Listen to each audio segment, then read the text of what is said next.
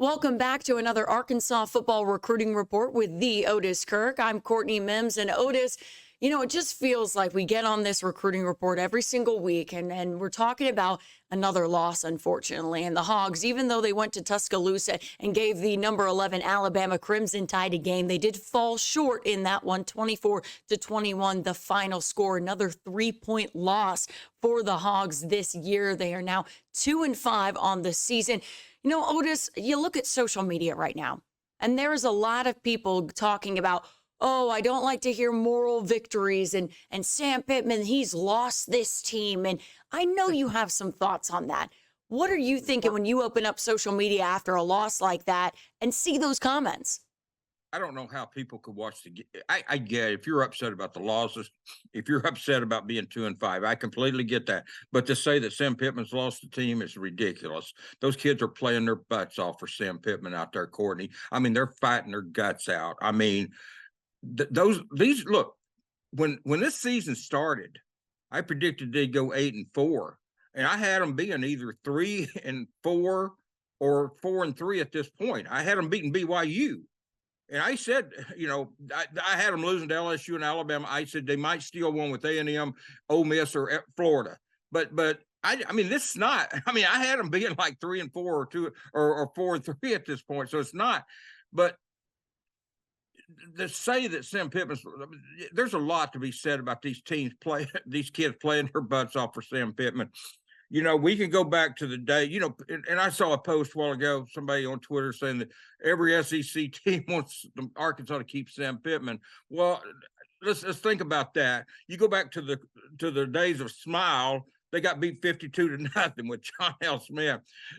With Never Yield, I mean, it was big time losses. They had a 14-13 loss, but there were some blowouts in there. And then Chad Morris, I mean, the hammer down era, it was like 62-21, 45-7 or something like that. I mean, look, Sam Pittman's doing a good job. I feel like there's an area he's got to correct at the end of the season.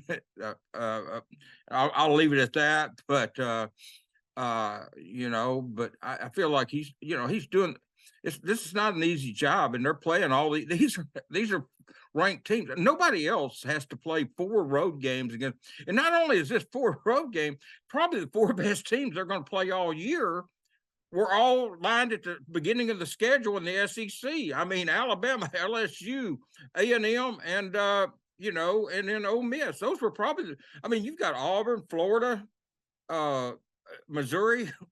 You might make a case that Missouri's. I don't know if you can make a case that Missouri's better than any of those teams. Maybe not. But I'm just saying, you had 4 outstanding teams, and they've been in every one of those games. Except I don't know what they were in the A&M game in the fourth quarter. They weren't in the fourth quarter. They weren't. I'm not going to sit here and try to exaggerate something, but they've fought hard. They have not quit on Sam Pittman, and anyone that says that's just simply just running their mouth, because that's all that is that's just nonsense. I mean, the kids are fighting hard for him. Yeah, they lost to BYU, and there's no excuse for that. They shouldn't have. But Yeah. and I'm not saying trying to make excuses for them. And they've lost some games like that through the years, but they've also won some games. But bottom line is, it could be a lot worse. That's basically what I want to say. It could be a lot worse, because I've covered Arkansas football for many years, longer than probably most of those people on Twitter's been alive. And some of them are running their mouth, and I'm seeing things that's just nonsense. And so it's just. And everybody's got their own opinion about it. Just because I say something doesn't make it right. But I do know that I see some outlandish stuff, and it's just. But the one that bothers me is the ones that say Sam Pittman's lost the team. That's just nonsense. Those kids. Anybody watched that game yesterday and didn't feel like those kids were fighting in the fourth quarter for Sam and for the team and for themselves. I mean, for the state. Whoever they were fighting for, but they did not quit on. They didn't quit on anybody. You got KJ Jefferson and all of them. AJ and Andrew Armstrong. Barkeys hasn't got to play that much. What does he do? He makes that 30-yard reception and run. I mean, Come on. I mean, they haven't quit on anybody, people. And so stop with that nonsense. If you're not into moral victory, fine. But it could be a lot worse. Like I said, it could be 52-0. You could be told to smile. It could be, 60 hammered Yeah. down. So I've been in the left lane and it wasn't much fun hammering down there. So, Sam needs to start winning some of these close games. I think he'll tell you. I mean, he said that. Oh, yeah. That's common knowledge. It's like you can't lose every close game every year and think people are going to be thrilled to death. But I'm just saying it could be a lot worse. And there's, I think, just a correction here or there, maybe one hire here or there, whatever, a little correction here or there, and they could get this thing straightened out pretty quick. And I'm not one of those that thinks Cody Kennedy needs to be fired either. I hear all that, and I look at Cody Kennedy. The last time I checked at the Liberty Bowl, they were setting a bowl record for two backup running backs were rushing for 100 yards or more. So I don't think Cody Kennedy forgot how to coach between January, whatever day that bowl was. I don't know if that's it wasn't New Year, whatever day the Liberty Bowl was. He hasn't forgotten how to coach between then and now. And I was at the game. I don't even remember when it was, but it was like, Yeah, But from anyway, December 28th. Yeah, I've slept since then, Courtney. So, Well, anyway. Otis, I appreciate you for saying that, because it really, you get on Twitter and you kind of see those people making those comments. And I'm all for criticizing the team. I'm all for, saying things that they could have done better. And I'm all for that. But when you say that, when you're not in that locker room and you're making a bold accusation that Sam Pittman has lost that team, when I watch them go out there and fight their hearts out against an Alabama Crimson Tide team that everyone says had a down year or is having a down year, but they're still ranked number 11th in the nation. They're a good, solid football team, and they went and gave them a ball game. And you heard what Nick Saban said in the press conference about KJ Jefferson and this team being a lot better than what people want to believe they are, than what the record says. And they are. You have the GOAT of college football saying that, getting on a soapbox for Arkansas, feeling passionate about this football team. I mean, if that doesn't show you that there's something to be said about the fact that this team has continued to get up for every single game, even loss after loss, they say, you know what? We're going to fight. You know what? We're going to fight. I've watched this team. You could go and hang in the towel right now. There are plenty of players and plenty of teams that would do that. I know that. And they haven't hung in the towel. 4 games against those 4 SEC teams on the road. I don't know how many teams would have won one of those games. I mean, I'm serious.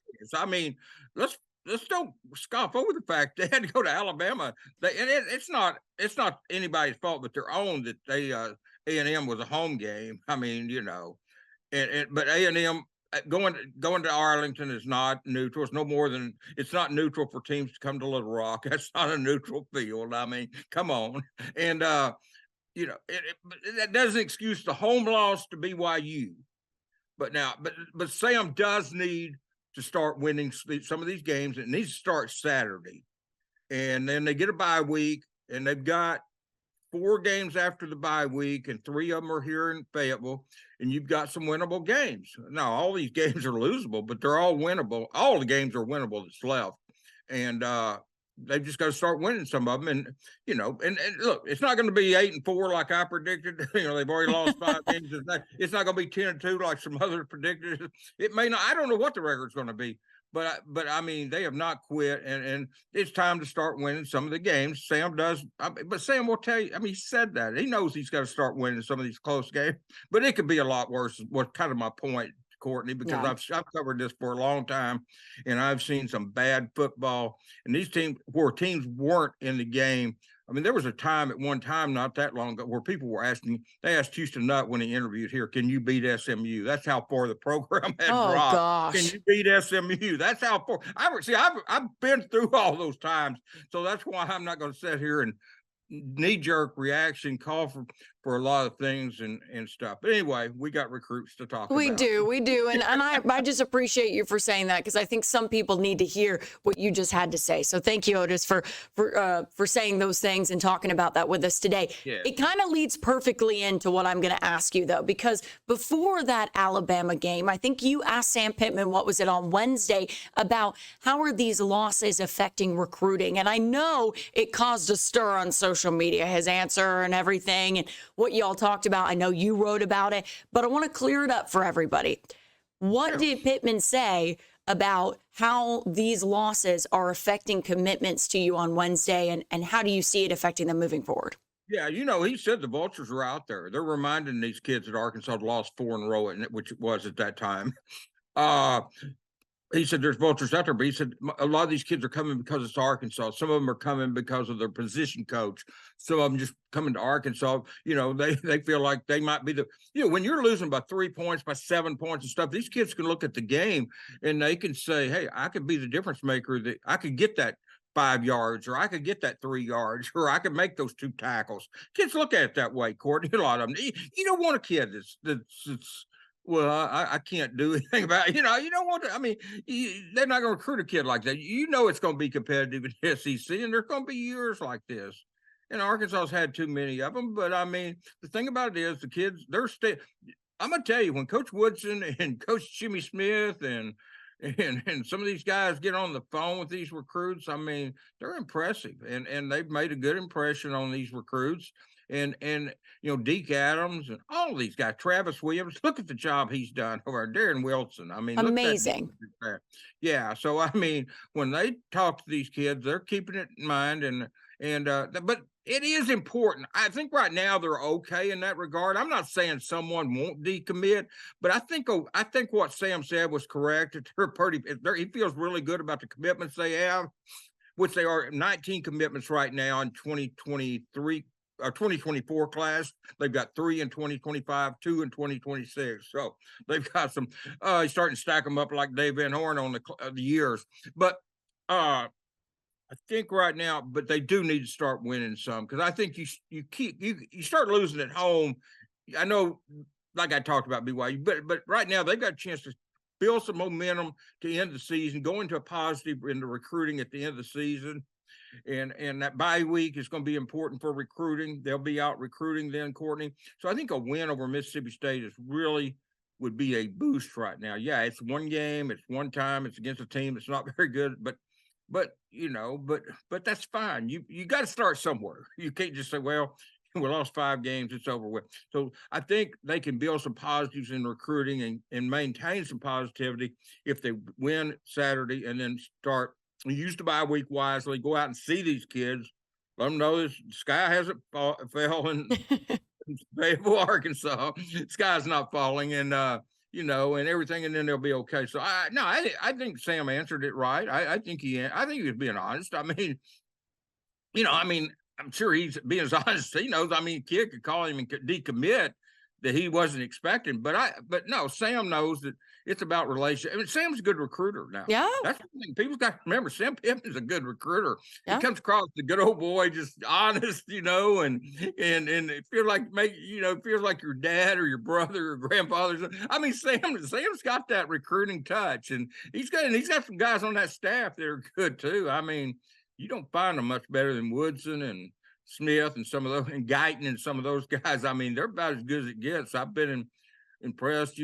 Cody's got 3 offensive linemen committed. Deke Adams had a pair of defensive ends that could play for anybody in the country. Absolutely. So, yeah. So I feel pretty good about it. I'll be real quick. They've got 1 quarterback, 1 running back, 3 wide receivers, 3 offensive linemen, 2 defensive ends, 2 linebackers, 5 DBs, and 2 athletes committed right now in the 2024 class. Like I said, that's the class I was more specifically asking about, but whatever. And they've got a couple, 3 kids committed. I think we've had all the kids in 2025 and 2026 on this show in recent weeks, except for the running back at St. Louis. We've had the rest of them on here, and they were all very positive about Arkansas. We've had, Bear McWhorter, Tay Lockett, Grayson Wilson, and Marcus Wembley. We've had those 4 on here. Those are your commitments and Jamarian Parker is a running back from St. Louis that's committed in 2025. We have not had him on, but we've had the rest. And so I think it's pretty positive.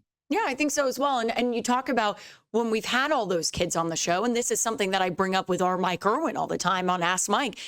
Sam Pittman is a good recruiter because all of these guys have very, very positive things to say about Pittman as a head coach and wanting to play for him and wanting to run through a brick wall for him. That's the kind of attitude he gets with these Yeah, guys that are no are doubt. committed or want to commit, like Kane Archer. And he was talking Kane positively loves about Sam Kane Pittman loves last his week. staff.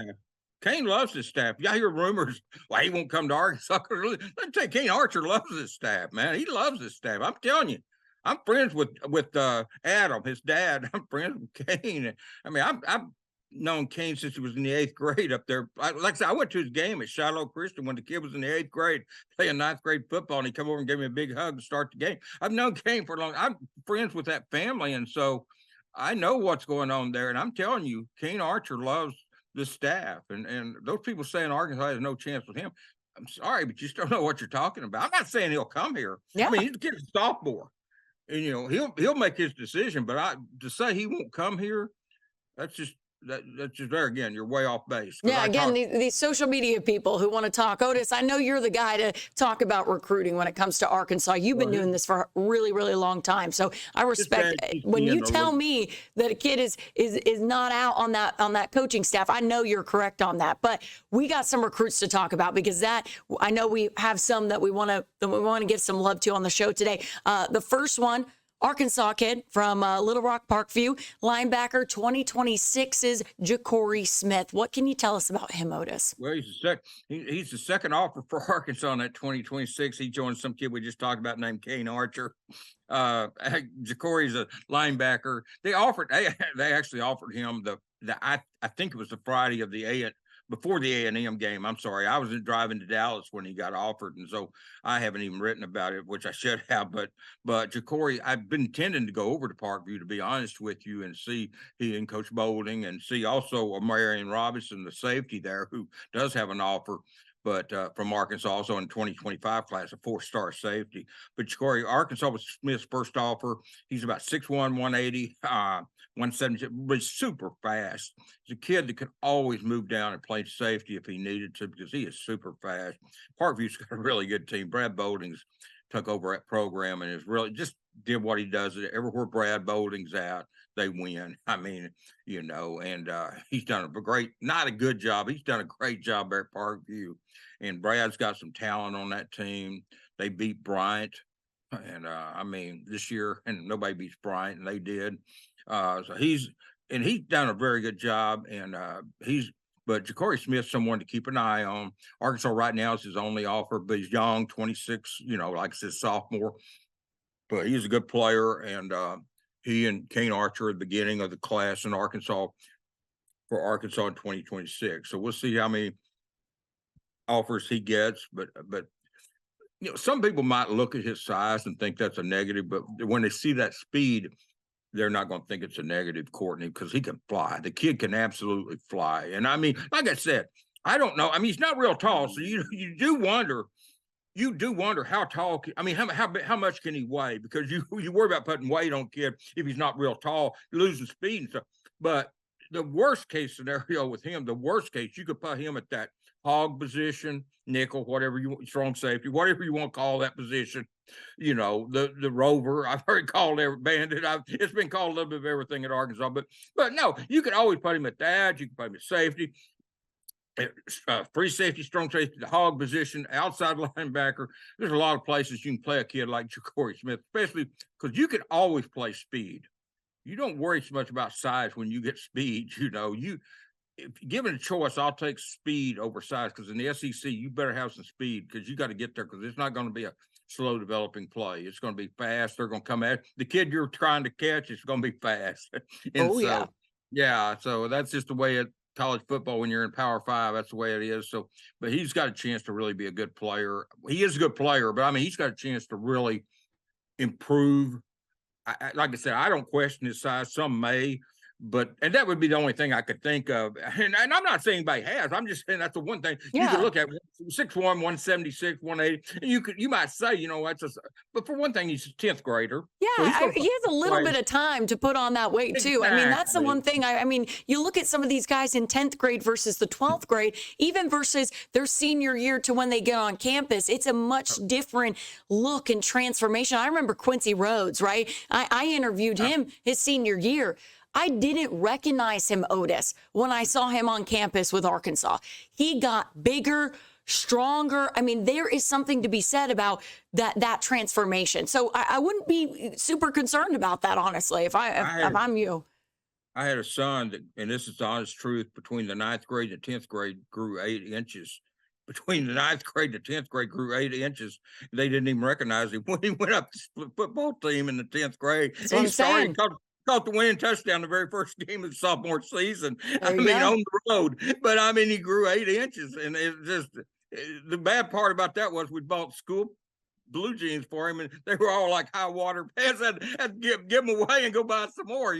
Get go fund me to go buy some more clothes because you outgrew them all, during the summer. But no, you don't know when a kid's going to hit growth spurt. Scottie Pippen did that. Maybe it was 6 inches today. I may be lying too, but anyway, he grew so much they didn't even recognize him when we got there. And like I said, it was almost, let's go start a GoFundMe, man. This is getting ridiculous. Bought all the advanced school clothes, and he could. I mean, they were probably would have made good shorts, but not Yeah. like.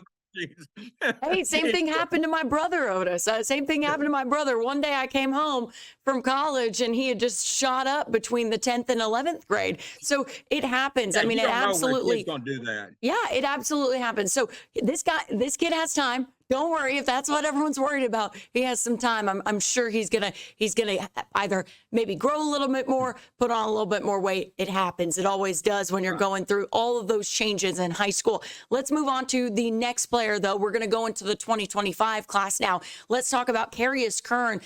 He plays both sides of the ball at Marion, a defensive tackle and an offensive tackle. Is he being recruited for both, Otis? He is, but Arkansas is recruiting for defense. I think what the deal is. I think the majority is he's got 10 offers or so, and got Georgia, schools like that, Arkansas, obviously. Majority of the schools want him for defense. There's a couple of them I think that have told him, if you want to play offense, we'll let you. But I think he prefers defense, and we don't have to worry about size with him. He's 6'4" and about 300, a little over 300 pounds. So he's Oh, got it. Tennessee's offered. I mean, he's got Mississippi State. He's got, and as I said, Georgia. He'll be here Saturday, by the way, for the Arkansas Mississippi State game. He'll be here and watch the Hogs play on Saturday morning, and hopefully he'll have a good impression. He actually earned his offer at a football camp back in the summer. The very first camp they had here, I believe it was a team camp, Courtney. It wasn't even on the original schedule of camps they had, and they added it late.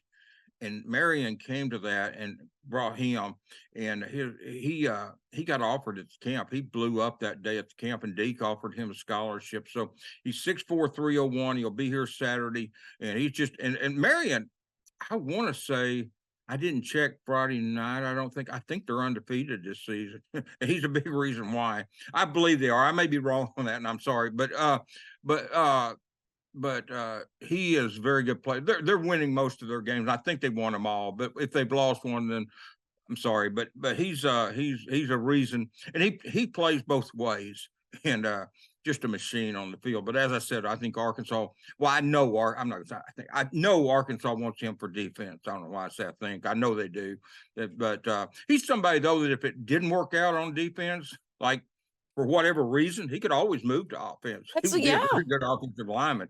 And when he gets in college, regardless of that, when he gets in college and only plays one way, he's going to be more dominant than he is right now, simply because you got guys like Amarian Harris and guys like that played. Man, I saw Amarian when he was in high school, and that kid was playing both ways at like 370 pounds. And you Ooh. think, so I mean, yeah, when they get in college and get to play on one side of the ball, they get better. And so I'm looking forward to seeing him. I hope he has a safe trip up with his coach on Saturday and sees the Razorbacks play. If they play Friday night or Thursday night before that, I hope they get a win. But regardless who they're playing, I don't even know. But like I said, they're a very good football team, and he's one of the reasons why. And it'd be good to see him. I hope he has a good visit Saturday and enjoys himself. Yeah, He's been to Georgia. He's been to. I want to say he's been. Yeah, I know he's been to Starkville. He's been to Georgia. I think he might have been to Ole Miss. Maybe I'm not sure about that, but I know he's been to Georgia. He's been to Mississippi State. And he's coming here Saturday. I know he's taking some other visits, but I know those are some of the, or he's been at those schools. And yeah. Tennessee offered as well. Yeah, He's got hopefully Ole Miss offered, and I think he's been there too on unofficial, Courtney. Yeah, and hopefully he has a good time. It's even more reason for fans to go and pack out Razorback Stadium Oh this yeah. upcoming Saturday for these recruits to show them what kind of atmosphere Arkansas Oh is yeah. like when you get a full Razorback Stadium. It can be pretty fun and hectic there. Otis, I don't mean to rush you here. We are running out of time on my Zoom, so we've been talking so Uh, much. But we have one yeah. more guy to talk about. We've had him on the show before. That is QB Grayson Wilson. He is a 2025 guy at. Remind me where he's at again. I'm sorry. Central Arkansas Christian. Thank you. Yeah, Thank you. it's confusing down there. There's a lot of the Christian school. CAC, Central Arkansas That's Christian, right. Mustang Mountain. He went. They played Clinton Friday night, and he was 13 of 19 for 251 yards, 2 touchdowns, rushed 59 yards, 3 touchdowns. Going into that, I believe this is correct. Going into that game, I believe Doug told me he had passed for 22,414 yards, 32 touchdowns, and 1 interception. It's just I don't know Whoa. what's he might slacking having that 1 interception, I mean, That's called 32 slacking? Oh my touchdowns gosh. and 1 interception. He got to pick his game up something. And he rushed for about 345 yards. Grayson knows I'm teasing, but anyway, yeah, I just wanted to mention him because we mentioned some quarterbacks the other day, KJ and Kane and maybe another one or two, and we didn't mention Grayson because I didn't have his stats at that time, but I just wanted to mention those, and so yeah. Anyway. Courtney, you do a great job. Appreciate you having me on here, and thank you. Yeah, thank you so much, Otis. We're going to see you next Sunday for another edition of the Arkansas Football Recruiting Report. Hopefully, we're also talking about a win then as well, Otis, for the Arkansas football that team, would right? solve a lot. That would make us all put a smile a little bit bigger. I mean, yeah, it does get old talking about losses and just I get it. People are frustrated, and I get that. I'm not being naive to that or turning a deaf ear to that. But I mean, just some people go a little overboard with that. I Yeah. mean, it could. I just know it could be worse. Absolutely. It can definitely get worse. And we hope that this doesn't get worse on the second part of the season. And so hopefully, again, like I said, we're smiling a little bit bigger next Sunday. But we'll see you then, Otis, for another edition of the Arkansas Football Recruiting Report. Have a great rest of your Sunday. Thank you, Courtney. Appreciate you, girl.